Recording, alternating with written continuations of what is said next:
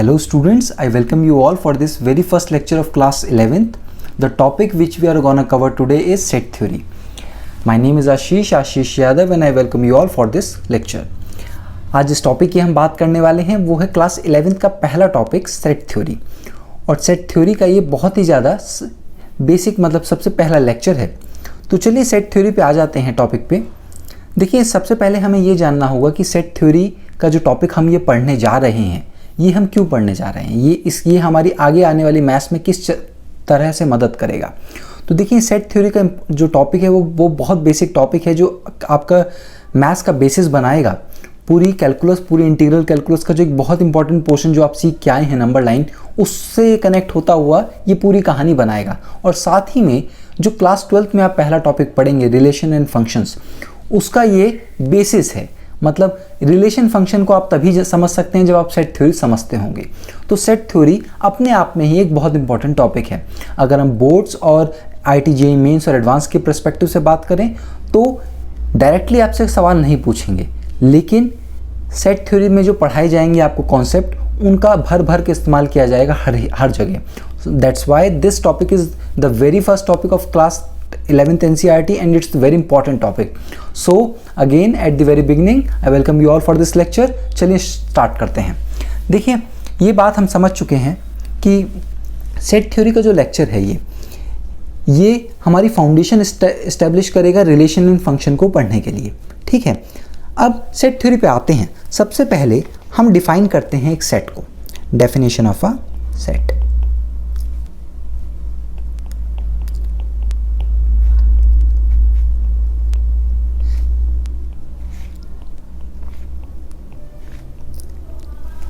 देखिए एक बार मैं और आपको तरीका बताता हूँ इन लेक्चर्स को देखने का।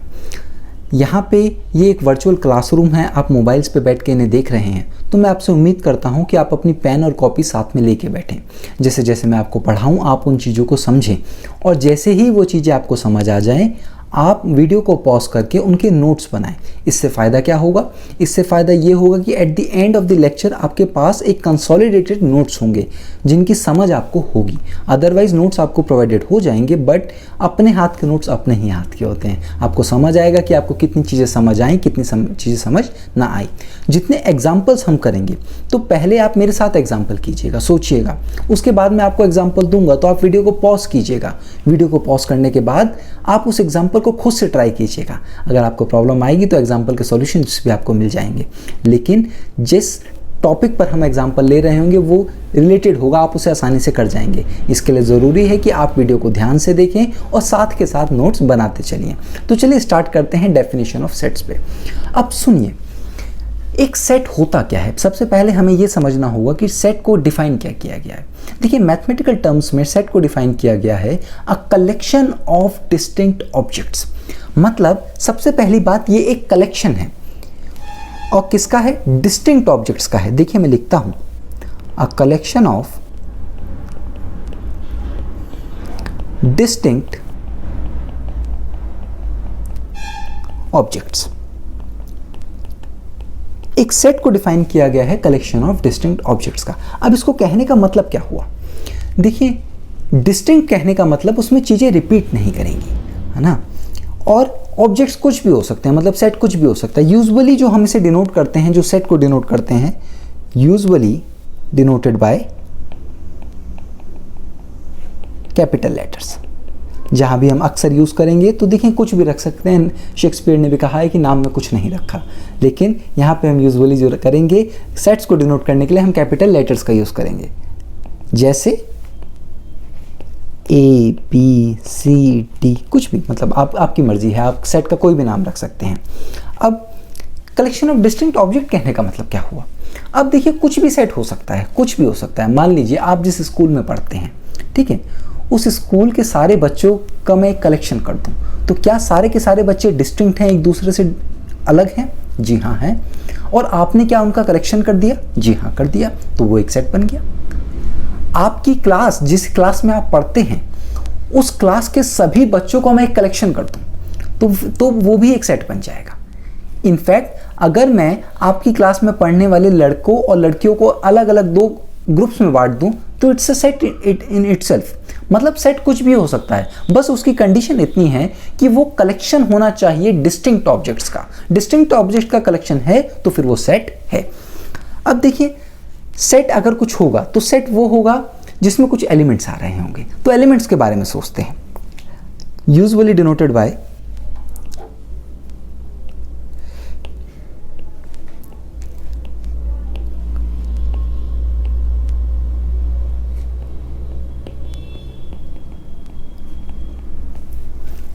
Small letters. अब किसी सेट में कोई भी आने वाले एलिमेंट्स जो हैं, मतलब जब हम आपके स्कूल के सभी बच्चों का एक कलेक्शन को सेट कह रहे थे तो उसके एलिमेंट्स कौन हुए? जी हाँ, वो सब आप लोग हुए जो भी उस सेट में आ रहे हैं। तो इसे हम स्मॉल लेटर से यूजुअली डिनोट करते हैं, जैसे x, small y, small z, p, q, r. आपका मन है, आप कुछ भी करिए, ठीक है। अब हमें दो सिंबल्स को समझना होगा। देखिए, हमारे पास दो सिंबल्स गिवन हैं। एक सिंबल है ये सिंबल, इस सिंबल का मतलब होता है बिलोंग्स टू, और एक सिंबल है ये सिंबल में ही एक कांटे वाली लाइन मार दी, इसका मतलब हुआ डज नॉट बिलोंग्स टू, ठीक है। अब देखिए, बिलोंग्स टू का हिंदी में मतलब क्लियर है कि वो उससे संबंध रखता है। मान लीजिए आपकी स्कूल के हमने एक सेट बनाया, उसमें सारे बच्चे हैं, ठीक है ना। अब मैं कहूं कि क्या आप उस सेट को बिलोंग करते हैं? जी हाँ, करते हैं, क्योंकि आप उस सेट के एक मेंबर हैं। कोई एक आपका दोस्त जो आपके स्कूल में नहीं पढ़ता, तो क्या वो उस सेट में बिलोंग करता है? जी नहीं, वो बिलोंग नहीं करता।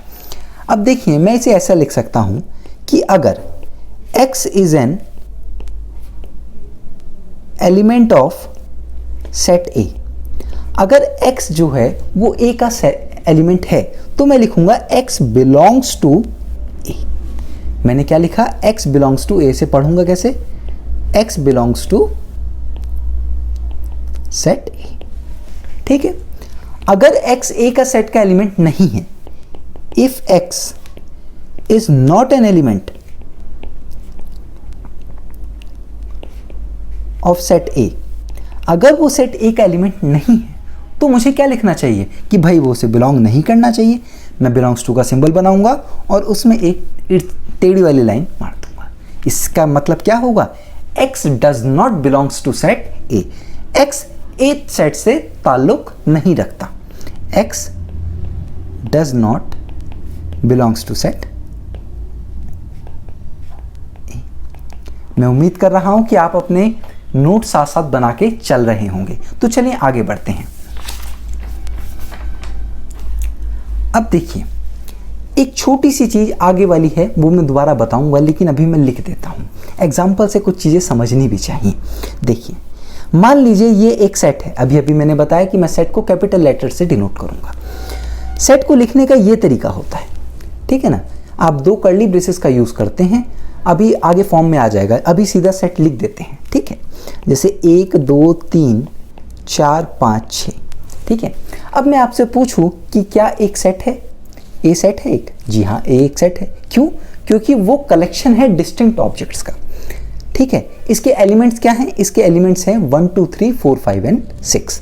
अब मैं आपसे पूछूं कि क्या एक एलिमेंट 2 वो ए को बिलोंग करता है? ये ट्रू फॉल्स में मैं आपसे पूछता हूं, क्या दो एलिमेंट सेट ए को बिलोंग करता है? जी हाँ, ये बात ट्रू हो जाएगी। Element number 2 does belongs to set A, क्योंकि वो सेट में है। मैं आपसे पूछूं, क्या 3 ए को बिलोंग करता है? जी हाँ, करता है, क्योंकि वो भी सेट में लिखा हुआ है। ये भी बात ट्रू हो जाएगी। मैं आपसे पूछूं कि क्या 9 सेट ए को बिलोंग करता है? अब ध्यान से सोचिए कि क्या इस सेट में 9 एलिमेंट पड़ा है? नहीं पड़ा है। और जब पड़ा नहीं है तो फिर उसको क्या लिखना चाहिए? Does not belongs to set A. जी हाँ, जब कोई एलिमेंट किसी सेट में नहीं होगा तो हम उसे क्या लिखेंगे? Does not belongs to set A. एक एग्जांपल मैं आपको देता हूं, आप इसका ट्राई कीजिएगा अपनी कॉपी में। एक सेट ए है, उसमें एलिमेंट है एक्स वाई जेड 1 और 2। अब मैं आपसे पूछूं, आपको फिल इन द ब्लैंक्स करना है y और अल्फा। ये 3 एलिमेंट्स मैंने लिखे हैं, आपको बताना है कि कौन से एलिमेंट्स इस सेट को बिलोंग करते हैं और कौन से नहीं करते। अभी तक हमने समझा कि एक सेट क्या होता है। एक सेट होता है कलेक्शन ऑफ डिस्टिंक्ट ऑब्जेक्ट्स। फिर हमने समझा कि सेट के एलिमेंट्स क्या होते हैं, एलिमेंट्स जो सेट में आने वाली एलिमेंट्स हैं। फिर हमने 2 सिंबल्स को जाना कि बिलोंग्स टू का सिंबल क्या करता है और डज नॉट बिलोंग्स टू का सिंबल क्या करता है। अब चलिए अब आते हैं हम रिप्रेजेंटेशन ऑफ सेट्स पे कि हम किसी सेट को रिप्रेजेंट कैसे करेंगे। हम बात कर रहे हैं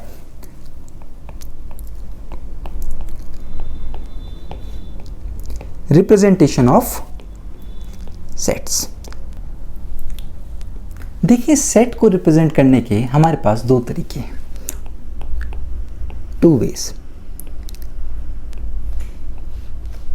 पहला तरीका है हमारे पास टैबुलेशन मेथड।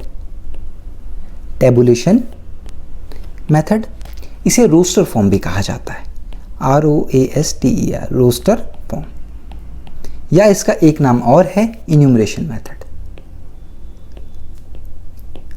Enumeration method. हमारे पास किसी सेट को रिप्रेजेंट करने के बेसिकली 2 तरीके हैं।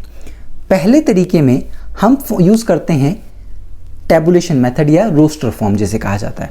अब इस तरीके में हम करते क्या हैं? इस तरीके में बेसिकली हम सेट के एलिमेंट्स को लिखते हैं।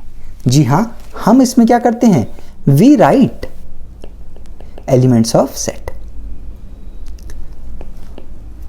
सेट में आने वाले एलिमेंट्स को इसमें लिखा जाता है। अब उसको लिखने का भी तरीका फिक्स किया गया है। हमने कहा है कि हम एक सेट को कैपिटल लेटर से डिनोट करेंगे। लिखने के लिए हम ये वाले जो कर्ली ब्रेसेस हैं इनका इस्तेमाल करेंगे, और एलिमेंट्स को अपने आप में डिफरेंशिएट करने के लिए हम कॉमा का इस्तेमाल करेंगे। मान लीजिए A, B, 1, 2, 3। ठीक है, मैंने क्या किया, मैंने सेट लिखने के लिए 2 कर्ली ब्रेसेस का इस्तेमाल किया और एलिमेंट्स को आपस में डिफरेंशिएट करने के लिए मैंने कॉमा का इस्तेमाल किया। इस मेथड को कहा जाता है टैबुलेशन या रोस्टर फॉर्म। देखिए इसमें हमने डायरेक्टली एलिमेंट को लिख दिया है। एग्जांपल लेते हैं, चलिए एक सेट A है जिसमें हमारे पास 5 एलिमेंट है, कह देते हैं 1, 2, 3, 4 और 5। हमने क्या किया, हमने सबसे पहले 2 ब्रैकेट्स लगाए, एलिमेंट्स को लिखा और एलिमेंट्स को डिफरेंशिएट करने के लिए क्या लगा दिया, इनके बीच में कॉमा लगा दिया। ये हुआ कि सेट A। मैं आपसे एक और एग्जांपल कहता हूं। मान लीजिए on tossing a coin, on tossing a coin, जब आप एक सिक्का उछालते हैं तो कितने पॉसिबल आउटकम्स होंगे, बशर्ते वो सिक्का वो नहीं होना चाहिए जो शोले में इस्तेमाल हुआ था। शोले में जो सिक्का था आपको याद होगा, वो दोनों साइड में उसमें हेड ही था जो अमिताभ बच्चन ने उठा रखा था। तो अगर आप एक अनबाइज्ड सिक्के को उछालेंगे तो उसमें देखिए 2 पॉसिबल आउटकम्स आ सकते हैं, या हेड आएगा या टेल आएगा। तो देखिए मैं पॉसिबल आउटकम्स को कह देता हूं, एक सेट है जिसमें सेट का नाम है A। एलिमेंट्स लिखने के लिए मैंने 2 कर्ली ब्रेसेस लगाए और मैंने लिखा भैया या फिर तो हेड आएगा या मेरे पास टेल आएगा। बस इतनी बात।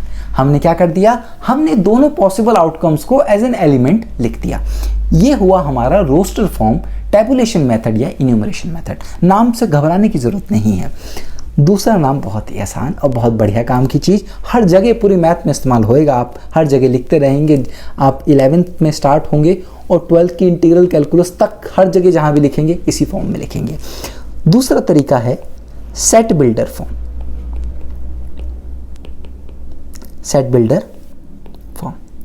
अब देखिए पिछले अभी अगर मैं आपको इसको एक एग्जांपल से समझते हैं, आपको नंबर लाइन का कॉन्सेप्ट क्लियर है।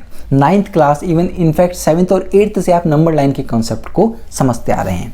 अगर मैं आपसे पूछूं कि 0 और 5 के बीच में कितने नंबर हैं, तो सोचिए 4 नंबर नहीं, 4 तो नहीं है, इनफाइनाइट नंबर्स हैं। अगर नंबर लाइन का कॉन्सेप्ट आपको पता है अच्छी बात है, नहीं पता है तो उसको देखिए, वीडियोस आपको मिल जाएंगी। नंबर लाइन के कॉन्सेप्ट में हमने समझा कि भाई 0 और 5 के बीच, इनफैक्ट 0 और 1 के बीच में भी इनफाइनाइट नंबर्स हैं। और अगर मैं थोड़ा और डिटेल में जाऊं तो 0 और 0.00001 के बीच में भी इनफाइनाइट नंबर्स हैं। अब मैं आपसे कहूं कि आप 0 और 5 के बीच में आने वाले नंबर्स को लिख दीजिए, क्या आप सोचिए, क्या आप उन सभी नंबर्स को लिख पाएंगे as an element wise element? नहीं लिख सकते। यहाँ हमारा मेथड, अगर हम उसे देखिए वो सेट तो बन जाएगा क्योंकि हर नंबर एक दूसरे से डिफरेंट है और हम उसका कलेक्शन भी कर सकते हैं, लेकिन उसे लिखना हमारे लिए पॉसिबल नहीं हो पाएगा क्योंकि 0 और 0.00001 के बीच में ही इनफाइनाइट नंबर्स होंगे, उनको कैसे लिखेंगे? तो ऐसे में ज़रूरत पड़ी कि हम एक दूसरा तरीका अपनाएं जिसमें हमें एलिमेंट ना लिखना पड़े, और जी हाँ, वो दूसरा तरीके का नाम दिया गया सेट बिल्डर फॉर्म। इसमें हम एलिमेंट ना लिख के हम इसमें सेट की प्रॉपर्टी लिखते हैं, प्रॉपर्टी ऑफ एलिमेंट्स को लिखते हैं, प्रॉपर्टी ऑफ एलिमेंट्स को लिखा जाता है। जैसे अभी अभी हमने सेट का एग्जांपल लिया था, ऊपर वाला एग्जांपल 1 2 3 4 और 5। अब मैं आपसे पूछूं कि इसको आप किसी और तरीके से लिखें, तो देखिए मैं लिख के बताता हूं और उसके बाद उसको समझेंगे। मैं कहता हूं ये सेट ए है। सेट ए का लिखने का तरीका तो भाई हमारा फिक्स था, इसमें एक्स एलिमेंट है सच दैट, ये जो सिंबल है डॉट डॉट 2 डॉट डॉट, इन्हें कहा जाता है सच दैट एक्स अभी अभी सी क्या है, बिलोंग्स टू, देखिए ये सारे नेचुरल नंबर है, ठीक है, और एक्स 1 से बड़ा और 5 से छोटा है। क्या इस तरीके में हमने सारे के सारे एलिमेंट्स को लिख दिया? देखिए इसमें नेचुरल नंबर इसने कहा, नेचुरल नंबर 1 से लेकर 5 तक के, और 1 और 5 दोनों इंक्लूडेड हैं, तो 1 2 3 4 और 5, ये 5 एलिमेंट्स हमारे आ जाएंगे। क्या ऊपर वाला सेट वही तो है? जी हाँ, ये वही है। एक ही चीज को लिखने के हमने 2 तरीके बना लिए हैं।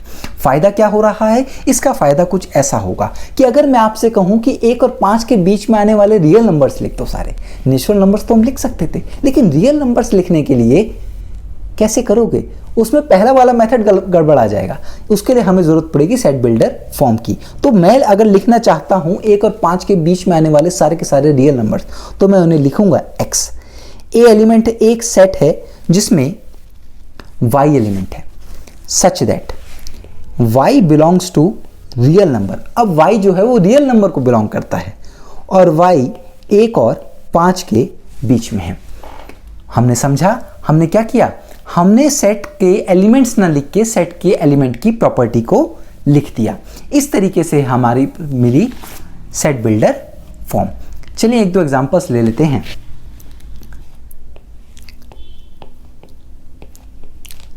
Set of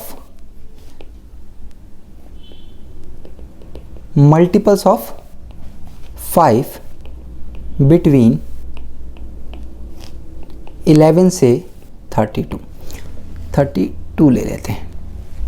तो देखिए इसमें हमने कहा कि हमें एक सेट लिखना है जिसमें मल्टीपल्स ऑफ 5 आ रहे होंगे, 11 से बड़े और 32 से छोटे। तो देखिए टेबुलर फॉर्म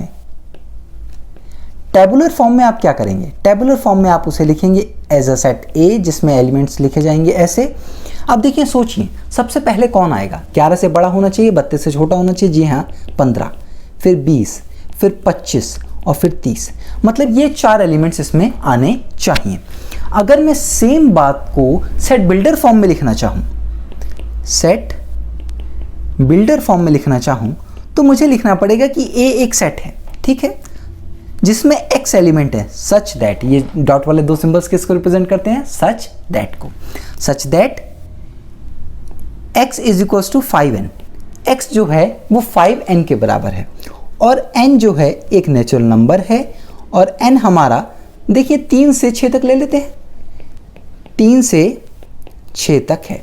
तो हमने समझा कि अब इसमें सोचिए, देखिए n की वैल्यू 3 रख सकते हैं, नेचुरल नंबर है, 3 से स्टार्ट किया जा सकता है। 3 4 5 और 6, तो 3 रखेंगे तो 15 आएगा, 4 रखेंगे तो 20 आएगा, 5 रखेंगे तो 25 आएगा, और 6 रखेंगे तो 30 आ जाएगा। मतलब हमने सेम ही बात को सेट बिल्डर फॉर्म में लिख दिया। तो मुझे उम्मीद है कि आपको सेट बिल्डर फॉर्म समझ आ गई होगी। अब देखिए कुछ स्टैंडर्ड सेट्स हैं हमारे पास, सम स्टैंडर्ड सेट्स। लिखने के तरीके हैं बहुत आसान से, उनको देख लेते हैं एक बार। जैसे n क्या होता है? नॉर्मली कहीं अगर हम n लिखेंगे तो फिर वो होगा set of all natural numbers.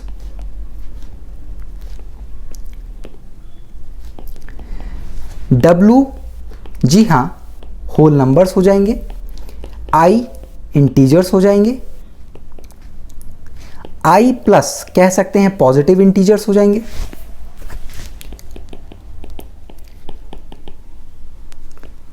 ऐसे ही हम i माइनस को नेगेटिव इंटीजर्स लिख सकते हैं, हम e को इवन नंबर्स लिख सकते हैं, o को ऑड नंबर्स लिख सकते हैं। मतलब हमारा मन है, हम कैसे भी चाह के सेट्स बना सकते हैं। बस सेट की हमें पता होना चाहिए कि सेट होता क्या था। जी हाँ, वो सेट होता था कलेक्शन ऑफ डिस्टिंक्ट ऑब्जेक्ट्स।